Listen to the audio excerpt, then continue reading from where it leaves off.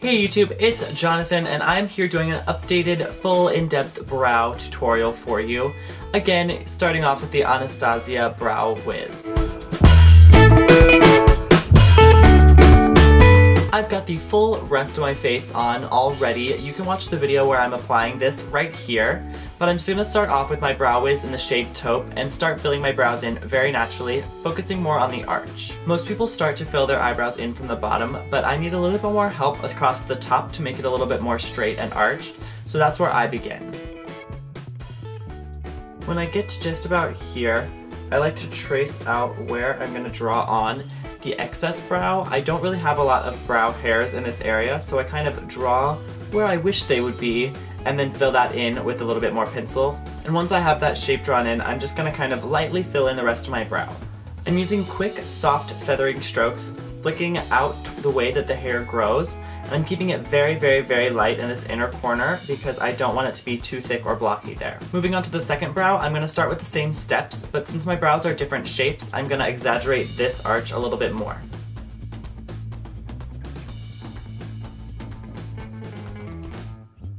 And once I have the arch built up to a nice shape on this brow, I'm just going to lightly fill in the rest again.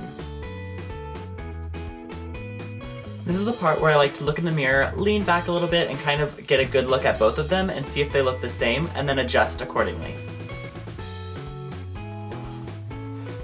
Once I have the shape of my brows drawn on exactly how I want it, I take the little spoolie end of my Brow Wiz and just kind of brush them through to get them all facing the right direction.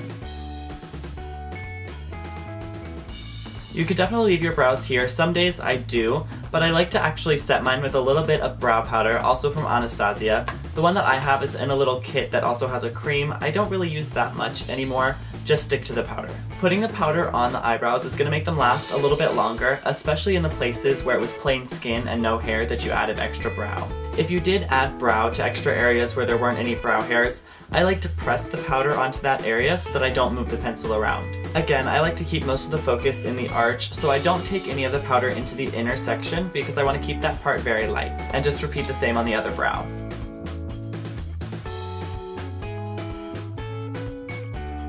And lastly, if you like to give your brows an extra good hold and set, you can add a little bit of brow gel. This is the Anastasia Tinted Brow Gel in Caramel, and I'm just applying that very lightly to hold everything down. And if you're feeling up to it, you can add a little bit of highlight under your brow. Some people use concealer, but today I'm just going to use what I use to highlight on my face, and that is Diffused Light from Hourglass.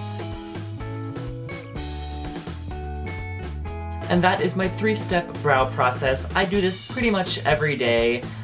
Pretty much sticking with the same products at this point. Sometimes I do switch up the brow pencil depending on how dark I want to go, but this is kind of my everyday brow. Alright, well I hope you all enjoyed this quick little brow tutorial. If you did, give me a thumbs up below and don't forget to comment any questions that you have. Subscribe to my channel if you're not already. Follow me on Instagram and Twitter, both are at JonJonTalks, and I'll see you next time. Bye!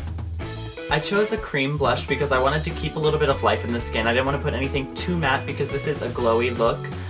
So I just chose this to keep that dewiness going.